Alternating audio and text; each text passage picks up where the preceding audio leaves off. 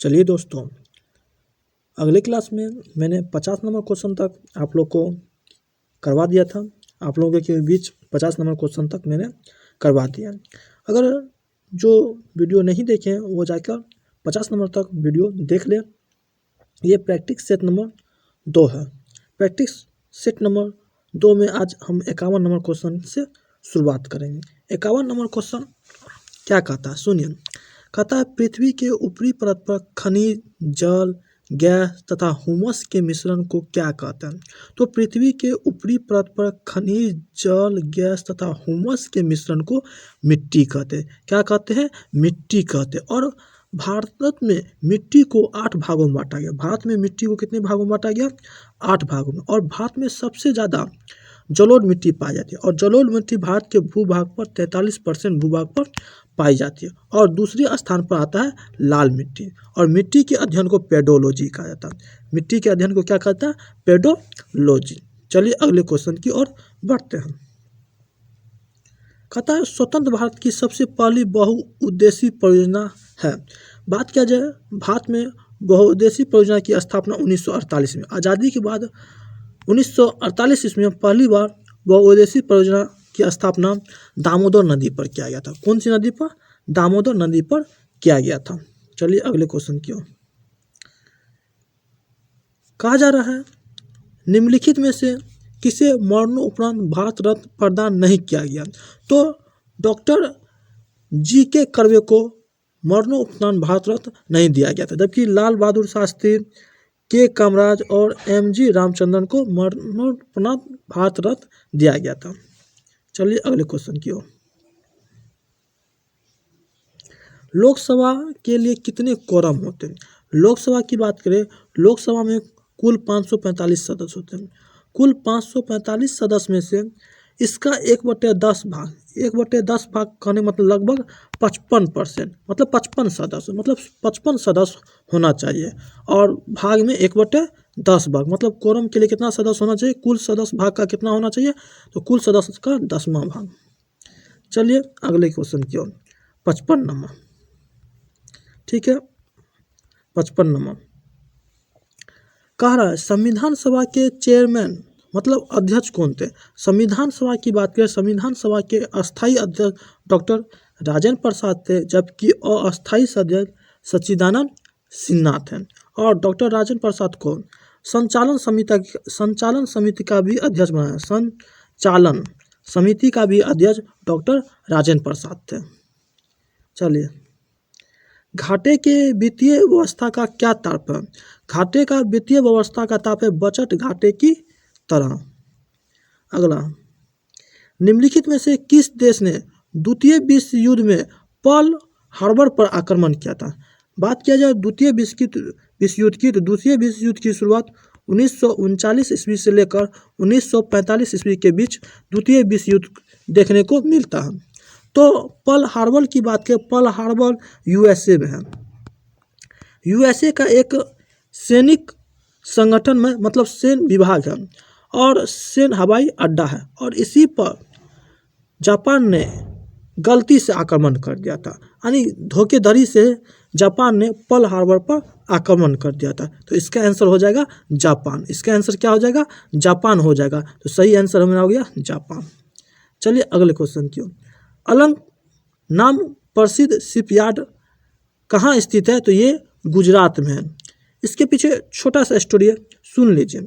गुजरात में लगभग प्रत्येक साल 300 के आसपास या 300 से अधिक यहाँ पर प्रत्येक वर्ष जहाज को तोड़ा जाता है, नष्ट किया जाता है, जिस कारण अलंकांग को जहाज़ों का कब्रिस्तान भी कहा जाता है। तो याद रखिए, क्वेश्चन पूछा गया जहाज का कब्रिस्तान किसको कहा जाता है? अलंग को। चलिए आगे बढ़ते हैं।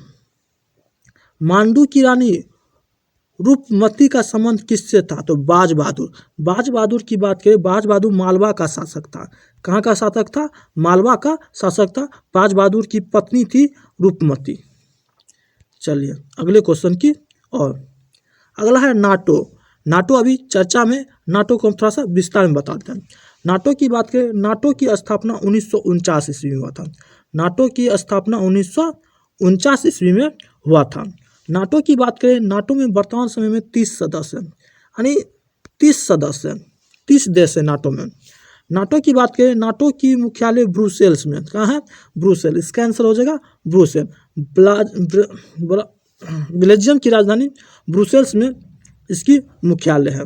नाटो का फुल फॉर्म होता है नॉर्थ अटलांटिक ट्रेड ऑर्गेनाइजेशन, इसको याद रखिएगा। चलिए आगे बढ़ते हैं। निम्नलिखित भारतीय वाद्य यंत्रों में सबसे पुराना कौन है? सबसे पुराना वाद्य यंत्र की बात करें तो यह बीना है। बीना भारतीय वाद्य यंत्र का सबसे पुराना है। तबला और सितार की बात करें, तबला और सितार वाद्य यंत्र की आविष्कार अमीर खुसरो के द्वारा किया गया था। किसके द्वारा? अमीर खुसरो के द्वारा इसका आविष्कार किया गया था। चलिए अगले क्वेश्चन की ओर। विश्व का विशालतम जीवित प्राणी कौन है? तो इसका आंसर होगा नील हेल। चलिए अगले क्वेश्चन। भारत के उत्तरी छोर और दक्षिणी छोर के बीच की दूरी अनुमानतः है। चलिए हम थोड़ा सा इसको यहाँ पर भारत बनाते हैं। मान लीजिए भारत है, थोड़ा सा भारत के उत्तर से दक्षिण की लंबाई है 3214 किलोमीटर, 3214 किलोमीटर। और यह भारत से पश्चिम से पूर्व या पूर्व से पश्चिम की लंबाई है 2933 किलोमीटर, 2933 किलोमीटर। और संपूर्ण भारत की लंबाई क्षेत्रफल है 32,87,263 वर्ग किलोमीटर। याद रखिएगा, भारत का उत्तर से दक्षिण की लंबाई है 3214 किलोमीटर। भारत का पूर्व से पश्चिम की लंबाई कितना है? 2933 किलोमीटर। और भारत का कुल क्षेत्रफल है 32,87,263 वर्ग किलोमीटर। अभी हमसे पूछा गया भारत का उत्तर से दक्षिण की लंबाई कितना है? 3214 किलोमीटर। तो आंसर मेरा क्या हो जाएगा? 3214 किलोमीटर। याद रखिएगा। चलिए आगे बढ़ते हैं। निम्नलिखित में से कौन परतदार चट्टान बनाता? परतदार चट्टान की बात करें, तलछट का घनीकरण, मतलब सी नंबर, तलछट का घनीकरण जो होता है परतदार चट्टान का निर्माण करता है। जबकि बात किया जाए आग्नेय चट्टान, आग्नेय चट्टान का निर्माण मैग्मा के घनीकरण से निर्मित होता है। पूछेगा आग्नेय चट्टान का निर्माण किससे होता है? तो मैग्मा के घनीकरण से होता है। परतदार चट्टान को जीवित जीवाश्म भी कहा जाता है, ये भी याद रखिएगा। अशोक ने बौद्ध धर्म के प्रचार के लिए विदेश किसे भेजा? तो अशोक ने बौद्ध धर्म के प्रचार के लिए अपने पुत्र महेंद्र और पुत्री संघमित्रा को श्रीलंका के क्षेत्र में बौद्ध धर्म के प्रचार प्रसार के लिए भेजे। और अशोक ने ही बौद्ध धर्म को अंतर्राष्ट्रीय पहचान दिलाई। याद रखिएगा, बौद्ध धर्म को अंतर्राष्ट्रीय पहचान किसने दिलाई? तो अशोक ने। चलिए अगले क्वेश्चन की ओर बढ़ते हैं। विकास की प्रक्रिया में मनुष्य का सबसे निकटतम प्राणी कौन था? तो हो जाएगा इसका आंसर बंदर। IBRD निम्नलिखित में से और क्या कहता है? IBRD को विश्व बैंक के भी नाम से जाना जाता है। तो इसका आंसर हो जाएगा विश्व बैंक। इसका आंसर हो जाएगा आपको विश्व बैंक हो जाएगा, वर्ल्ड बैंक। विश्व बैंक की बात करें, इसकी स्थापना 1945 ईस्वी में हुआ था और इसका मुख्यालय है वाशिंगटन DC। चलिए अगले क्वेश्चन के। कहा जा रहा है निम्नलिखित में से सम्राट अशोक की वह पत्नी कौन थी जिसने उसको प्रभावित किया था? अशोक की बात करें, अशोक सबसे ज़्यादा अपनी किस पत्नी से प्रभावित हुआ था? उसका नाम था कारूबाकी। कारूबाकी से सबसे ज़्यादा प्रभावित हुए थे। चलिए अगले क्वेश्चन की ओर। पृथ्वी के चारों ओर छाए हुए गैसों के गोला को क्या कहा जाता है? तो वायुमंडल कहा जाता है। क्या हो जाएगा इसका आंसर? वायुमंडल। ये जो क्वेश्चन है ना, अगर आप जॉब कीजिएगा, अगर आपको सरकारी जॉब हो जाता है, अगर क्रीमी लेयर आपको काम आएगा। पहले अभी क्वेश्चन सुनिए, क्या कहता है? क्रीमी लेयर संकल्पना से तात्पर्य है। तो इसका आंसर हो जाएगा आर्थिक स्तर के आधार पर वर्गीकरण, यानी जाति के आधार पर वर्गीकरण। चलिए अगले क्वेश्चन की ओर। फ्रांस की क्रांति कब शुरू हुआ था? फ्रांस की क्रांति की बात करें, फ्रांस की क्रांति की शुरुआत 1789 ईस्वी में, यानी फ्रांस की क्रांति कब हुई थी? 1789 ईस्वी में। फ्रांस की क्रांति के समय फ्रांस के राजा थे लुई 16वां वहाँ के राजा थे। फ्रांस की क्रांति में ही 3 नारा दिए गए थे, स्वतंत्रता, समानता और बंधुता। स्वतंत्रता, समानता, बंधुता का नारा फ्रांस की क्रांति में दिया गया था। और फ्रांस की क्रांति से भारतीय संविधान के प्रस्तावना में ये 3 शब्द जोड़े गए। तो याद रखिएगा, भारतीय संविधान के प्रस्तावना में स्वतंत्रता, समानता, बंधुत्व की नारा कहाँ से ली गई है? तो फ्रांस की क्रांति से। चलिए अगले क्वेश्चन, लेटेराइट उत्पन्न करता। लेटेराइट क्या उत्पन्न करता है? ये गर्म एवं आर्द्र प्रदेश में होता है। इसका आंसर हो जाएगा ए। अगले क्वेश्चन, बिलीबिली से क्या तात्पर्य? बिलीबिली की बात करें, बिलीबिली ऑस्ट्रेलिया का पवन है। तो याद रखिए बिलीबिली क्या है? तो बिलीबिली ऑस्ट्रेलिया का एक पवन है, हवा है और गर्म हवा है। चलिए, भारतीय संविधान के अंतर्गत निम्नलिखित की सुरक्षा का प्रश्न हो तो अभिव्यक्ति की स्वतंत्रता पर लगाम लगाई जा सकती है। तो देश के प्रभुत्व और एकता के मुद्दे, हाँ ये हो जाएगा, देश के प्रभुत्व और एकता के मुद्दे पर। चलिए अगले क्वेश्चन की ओर, असहयोग आंदोलन के दौरान प्रिंस ऑफ वेल्स की पटना यात्रा कब हुई थी? बात किया जाए, प्रिंस ऑफ वेल्स की हुए ब्रिटेन के राजा थे और ये नवंबर 1921 ईस्वी में भारत आए थे। नवंबर 1921 ईस्वी में भारत आने के बाद ये पटना की भी दौरा किए थे और पटना का दौरा ये 22-23 सितंबर 1921 में किए थे और कांग्रेस के द्वारा इसका बायकॉट किया गया था। यानी प्रिंस ऑफ वेल्स का बायकॉट कांग्रेस के द्वारा किया गया।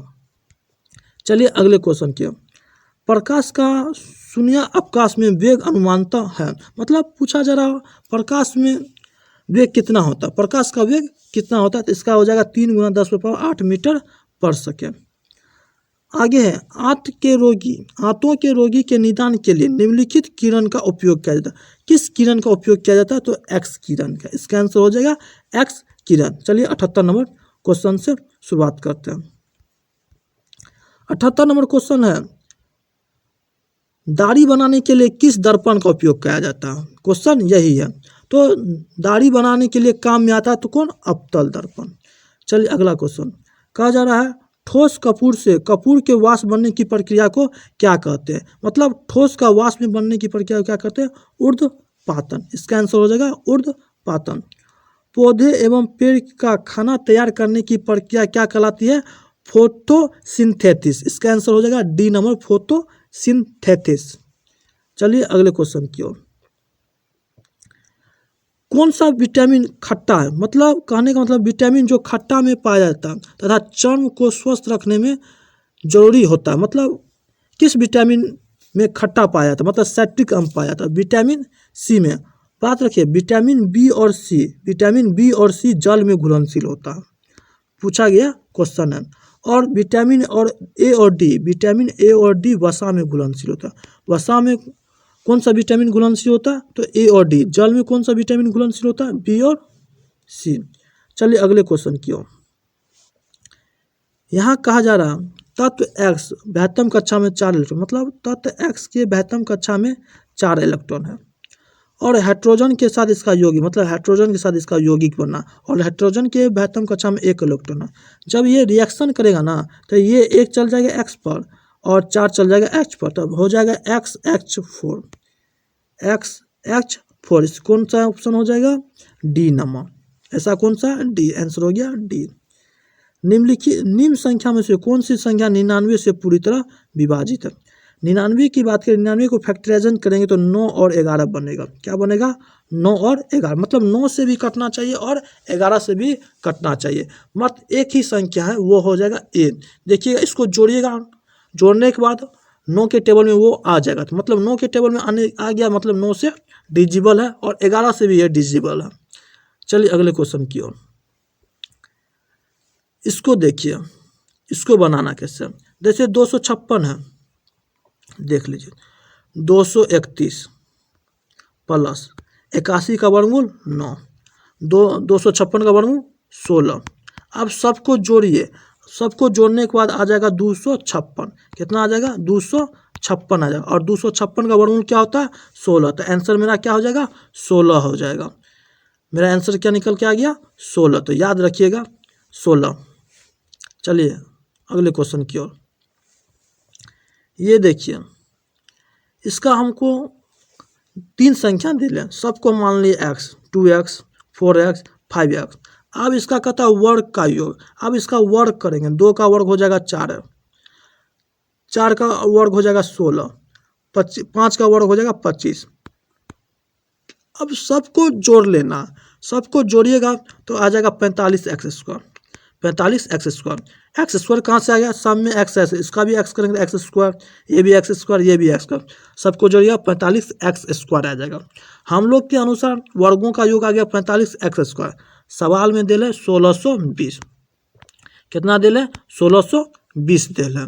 सवाल में कितना दिल था, 1620 दिल था। 45x² और सवाल में दिल था 1620। अब इसको काटिएगा 45 से, ये कट जाएगा 36 बार। फिर इसका x का मान निकालिएगा, आ जाएगा 6। रूट करिएगा, रूट, तो इसका आंसर आ जाएगा 6। 6x का मान आया, 6 किसका मान है, x का मान आया। अब 6 से गुना कीजिए 2 में तो आ जाएगा 12। फिर 6 से गुना करिए 4 में 24, यानी 12 24 30 कर लीजिएगा, बन जाएगा। चलिए आगे। 89 से पूरी तरह विभाज्य होने वाली 5 अंकों की अधिकतम संख्या कौन सी है, तो इसको भागा दीजिएगा तो ए नंबर आ जाएगा। सबसे बड़ी करता है तो लास्ट में सबसे बड़ी कितना है, 47, और सब बाकी छोटा है, देख लीजिएगा। चलिए एक क्वेश्चन अच्छा बनाते हैं। देखिए, एक खिलौने का अंकित मूल्य 60 रुपया और एक छूट के बाद इसे 45 रुपया में बेचा गया। मतलब सवाल के अनुसार 45 रुपया में बेचा गया, तो छूट प्रतिशत क्या है, हमें छूट प्रतिशत निकालना। तो हम लोग मान लेते फिक्स प्राइस, मतलब अंकित मूल्य हम लोग के अनुसार 100 रुपया, और इस पर छूट दिया जाता है, मतलब 100 रुपया की छूट दे रहे हैं, तो बेचेंगे कितना, सेलिंग प्राइस हो जाएगा 100 माइनस एक्स, इतना हो गया। और सवाल में है 60 रुपया, हम लोग के अनुसार अंकित मूल्य है 100 रुपया, उसका तुलना उससे कर देंगे। और सवाल में दिल है बिक्री मूल्य 45 रुपया, हम लोग के अनुसार है 100 माइनस 100 बराबर 45, हम लोग के अनुसार इतना, सवाल के अनुसार 45। अब इसका हल कीजिएगा तो x का मान आ जाएगा 25%, आंसर हो जाएगा 25%। तो मेरा आंसर क्या हो जाएगा, 25%। चलिए अगला सवाल कहता है 16 अगस्त 2022 के स्थिति के अनुसार बिहार में मुख्यमंत्री सहित मंत्रिमंडल के सदस्यों की संख्या कितनी है, तो 33 है। कितनी है, 33 है। चलिए अगले क्वेश्चन। जून 2022 की स्थिति के अनुसार पटना उच्च न्यायालय में न्यायाधीशों की संख्या कितनी हो गई है, तो 37, याद रखिएगा। चलिए अगले क्वेश्चन की ओर बढ़ते हैं। जून 2022 में केंद्रीय स्वास्थ्य एवं उर्वरक मंत्री डॉक्टर मनसुख मांडविया ने बिहार के किस जिले में निर्माणाधीन हल खाद कारखाना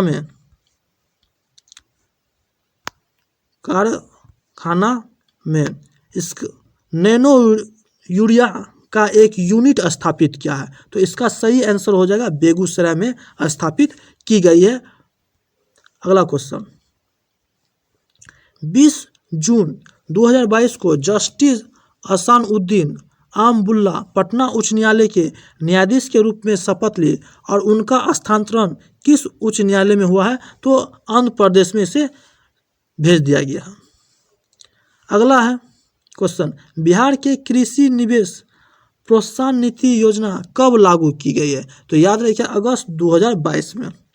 अगले क्वेश्चन, बिहार के किस वन अभयारण्य को टाइगर रिजर्व के रूप में मंजूरी मिलने का प्रस्ताव मिला है, तो ये हो जाएगा कैमूर अभयारण्य। किसको, कैमूर अभयारण्य को।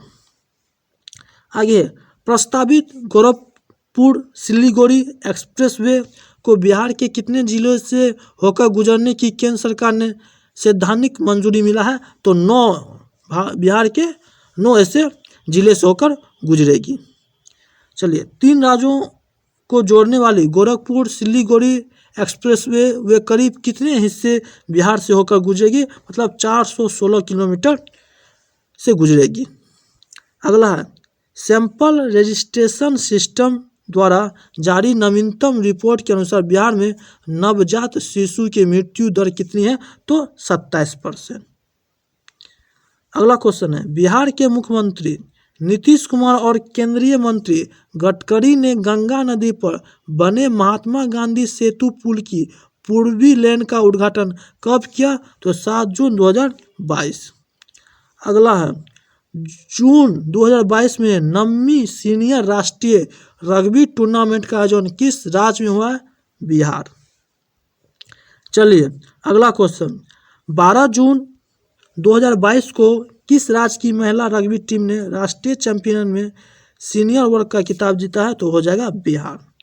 अगला क्वेश्चन है, महात्मा गांधी सेतु स्टील ब्रिज की लंबाई कितनी है? तो इसका आंसर हो जाएगा लगभग 5.6 किलोमीटर। चलिए आप लोग का प्रैक्टिस सेट नंबर 2 खत्म हुआ। चलिए मिलते हैं अगले प्रैक्टिस सेट नंबर 3 के साथ। तब तक के लिए आप सबों का धन्यवाद।